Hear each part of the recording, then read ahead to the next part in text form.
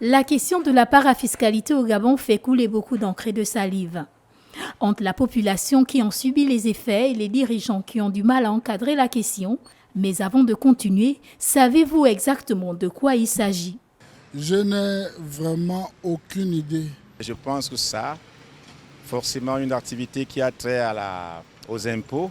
C'est un système de prélèvement fiscal auprès du contribuable. Si la définition de la parafiscalité reste vague dans les esprits des riverains, il n'en demeure pas moins un fait probant dans le pays. Il faut comprendre qu'il y a deux sortes de parafiscalité. Il y a la parafiscalité légale, c'est-à-dire celle qui est autorisée par la loi, et il y a effectivement de l'exagération des agents économiques qui ont un certain pouvoir mais qui veulent en abuser. Le besoin de réguler le secteur est important. Ses effets sont visibles à plusieurs niveaux.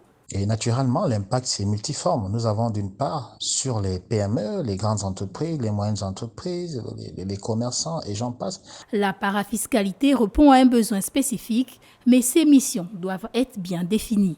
Donc il faudra que l'État soit strict là-dessus, soit strict sur ces mesures, parce qu'il n'y a que cela, parce qu'il n'y a pas d'autre solution miracle. Nous avons des textes qui sont déjà là.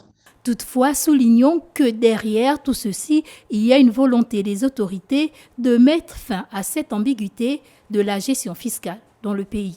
Il s'agira, entre autres, de lutter contre la parafiscalité et de supprimer tous les prélèvements non prévus par la loi des finances et qui ont été créés par des textes réglementaires au niveau central, déconcentré ou décentralisé de l'État.